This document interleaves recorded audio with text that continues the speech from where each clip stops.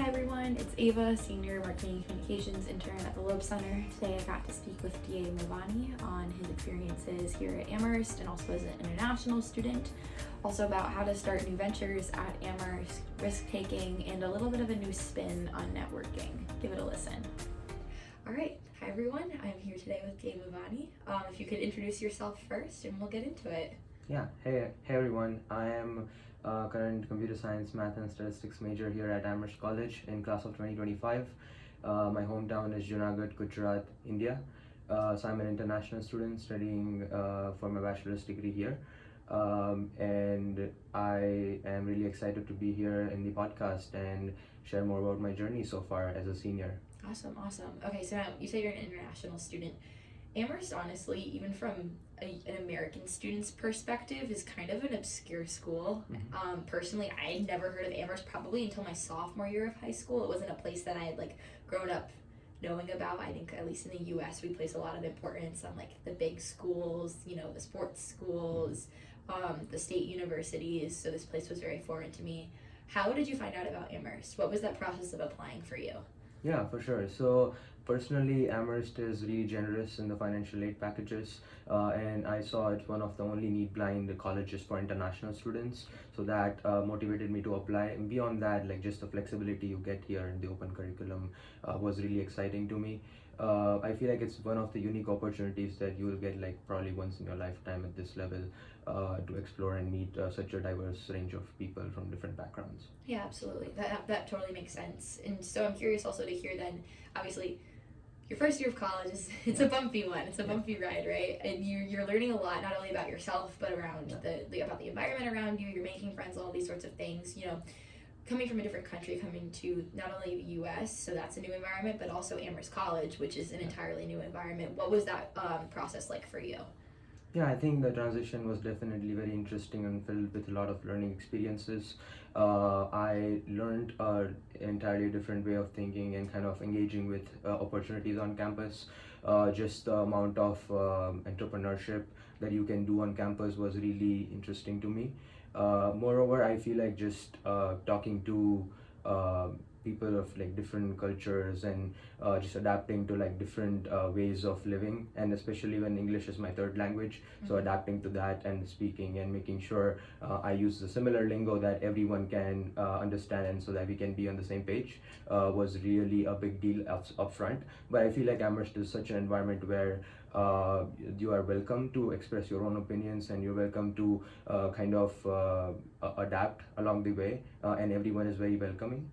So that really helped me easen out the transition road, and that really just bootstrapped my journey together.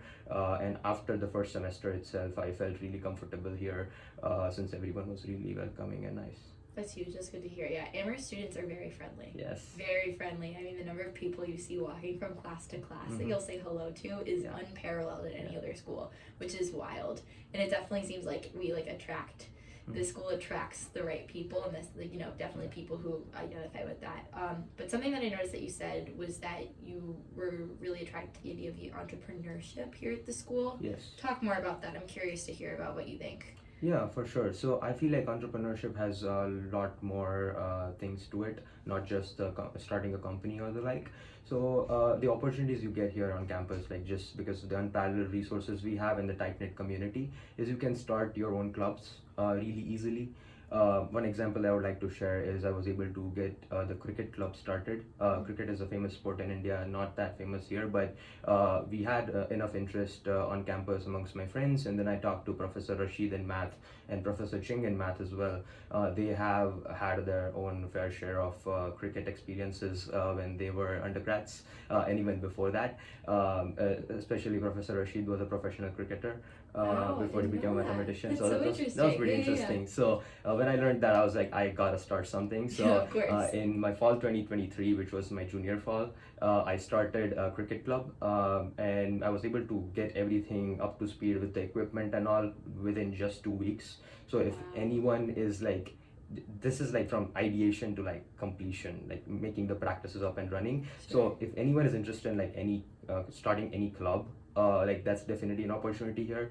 I know like getting members and all is definitely a challenge, since we are a small campus and like every club here is kind of like a niche, right? Just because of the diverse experiences we lived. But I feel like that also gives you a wide range of experiences, and allows you to grow as a person as well, like how to recruit your own e-board, how to make sure that you have a set in stone transition planning after you leave. So like learning those kind of skills kind of helps you develop entrepreneurial spirit. Moreover, I feel like I recently, this past summer, uh, led the engineering team and founded Ideas to Innovation, which is called I2I. It is Amherst first venture accelerator.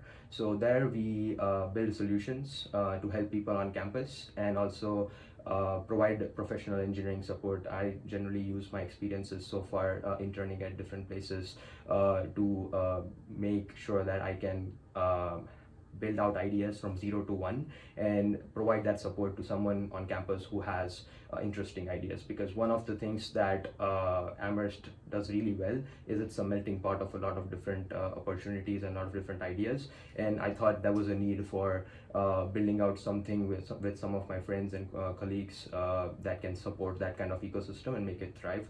The initial seeds of this were sown when I was a freshman. I built a system called R-Blocks, which is essentially a block-based programming experience for people who are not familiar with statistical programming in R. So it's kind of like scratch.mit.edu, like you just drag and drop blocks, that's converted to code, and then you can hit run. So it is to encourage people to not get stuck into the details and not feel discouraged when they start off by the pesky error messages out there, right? So I worked on this project with Professor Liao in stats, and that was something that really helped me kind of grow as an engineer or just as a person. Basically, looking at users' problems and trying to solve them was really helpful to me, and that's what I did my freshman summer mostly. And I was able to kind of push that to Amherst IT and then put it on Amherst.edu server so that it was used in statistics department's intro stats courses regularly. And I've had people at Val reaching out to me and like saying that they enjoyed it, and that was a completely different experience for me. Once I felt that, I was like, there's definitely something more I can do. Recently in I2I, we are developing multiple projects. For instance, we did one event where we had matching engine, which is essentially a machine learning statistical based algorithm. You just fill out a Google form and then we try to run your responses against other people and see like where that could be a match in terms of interests and the like. So we strike a perfect balance. This way our engineering team also gets experience to solve these kind of human level social engineering problems, and we also help create this melting pot environment even further, right? One of the projects that we are working on right now is Events DB. So you know how Daily Mammoth has a lot of events scattered there, and then there are... Oh, there's so many. It's a lot. I know most people don't even read it at this point because there's just so many. I think the space is like very cluttered, right? Because like it's supposed to be really important and it's really hard to get your event on there. But then if people don't pay much attention to it, the attention span's decreasing, as you can see in the news. Oh, completely. Yeah, TikTok's ruining all of our attention spans. It's horrible. Yeah. So what we figured is also that's a problem with Hub as well, right? Yeah, no, seriously. Yeah, so the hub is like the space for the context for people to post their club events generally. So we figured out a way to kind of scrape all the events regularly from hub, scrape the same from email for now, Daily Mammoth, and then further also scrape stuff from the Amherst College calendar of events, and then maintain like a events database which we can connect to like a nice website that people can interact with and get recommended events. So if someone searches for I want to see econ events this week on campus, then we'll try to process that and like show all the events. So it's kind of like a one-stop shop that we are trying to build. So I think those kind of ideas where I can have real impact and kind of direct the people who are really interested in having that kind of impact, who are like junior to me, that is really interesting to me. And I think that's something that Amherst does really well and gives you a lot of freedom and a lot of support to do. Yeah, absolutely. That's really good to hear. Those are a lot of really wonderful examples. I mean, I'm curious. I mean, obviously you have quite the entrepreneurial spirit, but what I'm curious about is, from the inception of an idea Yeah. to being able to see it through, and as you've said, you've seen those ideas happen from a 2-week span in terms of establishing your club to definitely something that's a little bit of a longer project. Yeah. Things that have worked you've been working on from the semester into the Mhm. summer. How are you able to receive support, and how are you also able to overcome those sorts of challenges? Because Yeah. these are high level projects, Yes. and these are also things that are tackling ideas that people haven't really, or problems people haven't really dealt with before. Yes. And it's hard for you to kind of just copy and paste Yeah. someone else's method into something new. So how do you reach out for that support and tackle those challenges as they become present? Yeah, I think that's a really interesting point. I think that's something I developed over time, definitely. Out of get-go, I was just trying to bootstrap stuff together, as you said, like that's how you get started. The hardest thing is to get started, right? So, Oh, completely. yeah, so as you already know, like there is a huge support on campus. So the support system, I feel like only works if you are on top of it. So if you are reaching out to people with certain timelines, and you're making sure that you're following up with them and keeping them on track, because everyone has like more important priorities and like things to do. So if we're so busy. so busy, like everyone, We're so busy. I Yeah. feel like even administration is like really busy. From right? morning to night, everyone is just so busy. Which Yeah. is it's true. It's hard to capture people's attention. Yes. Yeah. And I feel like if you just put like a proposition which is like value first, like provide value first kind of messages, that really helps you get your point across, and then they would be happy to kind of also be a part in making that kind of impact at that scale, right? So I feel like there is different skills that come into action here. Like there is definitely like figuring out what to picture. There is on the back end, like how to have a team that is developing a product with you, and how to make sure like the stakeholders know about that. And the third thing is the friction, because the friction is definitely real. Like it's not just about Amherst. I definitely can say like at Amherst friction is lower, but because just the sheer amount of resources we have and the tight knit community, but it definitely exists because again, from the timelines and like everyone has their own like schedules, things don't pan out, like something didn't work out in the software, or like just the approvals piece. But just being able to quickly pivot is really important. I think that's something that I learned from like my research experiences so far, and just talking to profs and taking some classes where I have had done like final projects, and sometimes like you just aim too much and then you can't really complete that thing as in the capacity of a final project for a course, and then you learn how to like pivot and how to make sure you meet the deadline while also like meeting your goals of exploring a certain topic further in detail. That makes sense. Now, something that stuck with me from what you said was talking about following up with people and being able to reach out. Yeah. A lot of people are afraid to do that. Yeah. It's not easy, and especially being on such a small campus, like the person that you're contacting, maybe you don't know them so well, but they're a persona that you're going to see all the time. And it's hard, to overcome that hurdle of reaching out, and maybe there's a little bit of social anxiety involved, a little bit of embarrassment. What would you say to students who kind of feel that way, who are a little bit nervous to get started and afraid to be able to go out and ask for help? Yeah, I think 100%. Like I personally believe in the fact that nothing worthwhile can be built without can be built alone. Essentially, you need like a huge team and support from everyone to build something. So I think if you have like a huge goal and you can articulate that to different kinds of people and people with different kind of objectives. For instance, if you would definitely phrase it differently for administration, you'll phrase it differently for the students who will gain engineering experience out of it. So providing value first really helps, but just the sheer amount of like social anxiety it can definitely be overwhelming, and I feel like especially when you do it first time, it's really hard. But I feel like just starting with in-person interactions really helped me. So just trying to like see someone in Val and then just striking a random conversation, that really helped me ease my social anxiety in general. And I feel like once you do the in-person part, like emails become easier, and you also kind of read a lot of books on the same. Again, you're not reinventing the wheel. A lot of people have done it before, so just reading a lot of books and figuring out like what worked for people, what worked at big companies. Again, there are not a lot of direct parallels between that and here, but again, there are meta level parallels that you can use to further your journey in a certain initiative to reduce the friction. Yeah, that's really good advice. And it sounds like too that implementing, again, you're implementing things from a larger scale down to a smaller scale. But I'm curious also to hear as we, switching gears a little bit. I mean, you're a senior. Yeah. So last year here at Amherst, as is mine, it's a little scary. Yes. We're leaving this, tiny little bubble that is Amherst. Yes. What do you foresee yourself doing, considering, again, you have all this, entrepreneurial spirit, you have, this go-getter mentality, and you've applied it, again, to a small scale. Now it's time to maybe apply it to a larger scale. Where do you see yourself kind of going after Amherst, or maybe in the future? Yeah. 100%. So I've had some experiences in the past, including software engineering and AI/ML engineering. So I'm really interested in kind of like at the intersection of computer science, math, and stats. Again, like those are three of my majors, right? But I definitely want to tie it more to the business side of things. So long term, I feel like I would love to like start a venture or like be a venture capitalist to help founders navigate paths. First, like being founder myself, but like short term, I feel like after graduation I would love to be like a software developer at a certain place, and I'm still like figuring out options, but like it's definitely like some place in big tech that I would like to grow in and learn from the industry leaders about the cutting edge technologies. For instance, at LinkedIn, I practiced, again, like going back to the social anxiety point.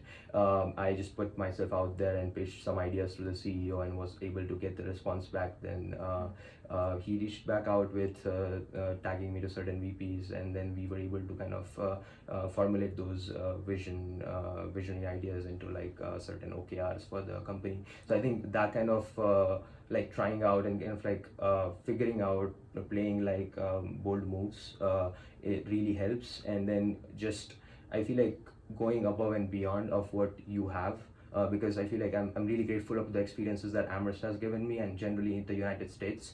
But once I'm there, like I feel like if I don't make the most out of it, it kind of defeats the point of the journey. I think one of the other things I would like to say is in order to ease the social anxiety, study abroads definitely help.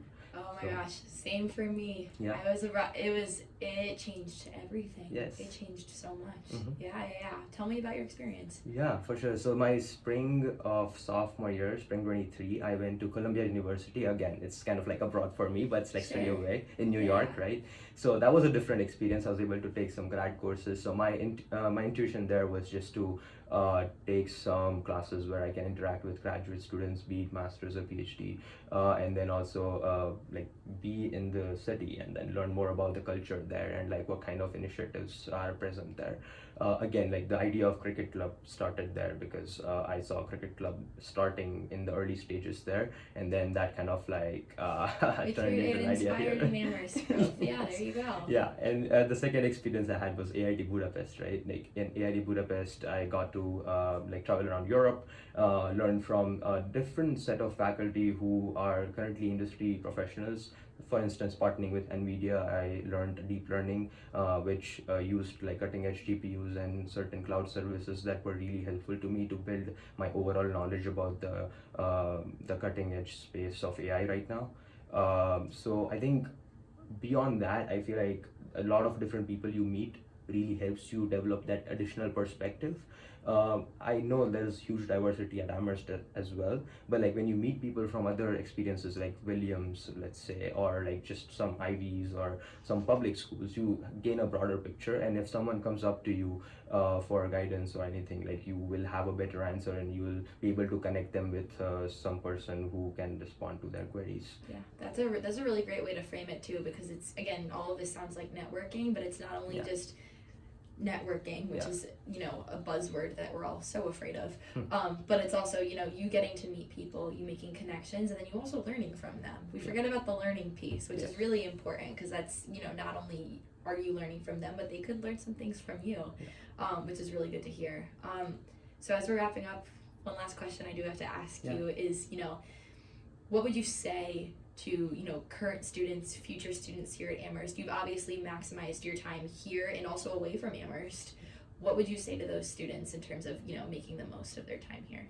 Yeah, for sure. I would like tie back to the earlier point, and I would say Definitely don't be afraid of making bold moves in your time here, because this is one of the opportunities that is, I feel like, once in a lifetime. Like you'll probably not do bachelor's again, and this kind of experience allows you to broaden out your academic side for sure, like kind of making you well-rounded, but also not just engaging in clubs as a member, trying to take up some leadership roles, so you can like practice leadership in a smaller tight-knit setting. You can fail often and don't afraid to fail. Like that's something I've realized. I feel like no one kind of knows stuff beforehand, and if you try a lot of things, like you're more likely to figure out what you actually like, and what you are kind of what you have a calling for, so to speak. Again, like these definitely sound cheesy, but I would like to say that, like, if you try to plan your way ahead, and then try to figure out what are my objectives and goals for the semester. Like some semesters I definitely focus more on academics, some semesters more on professional side, more on extracurriculars. So just kind of having a balance there, again, like making sure you don't have a toll on your mental health, because that's like really important. And I feel like for me, what helped me was continuing to play cricket and badminton on campus. The communities here are amazing, and that kind of helped me unwind from, be it like pesky math problems, like some CS equations or whatever, and other activities as well. So I feel like just switching up gears, and getting your mind in a different space all the time really helps you not get stuck in a certain loop thread. Yeah, that's great advice. Well, thank you. Thank you so much for coming in. Yeah, no worries. You've been a wealth of knowledge. Appreciate having you here. Yeah. And awesome. Yeah, thank you. I had a lot of fun.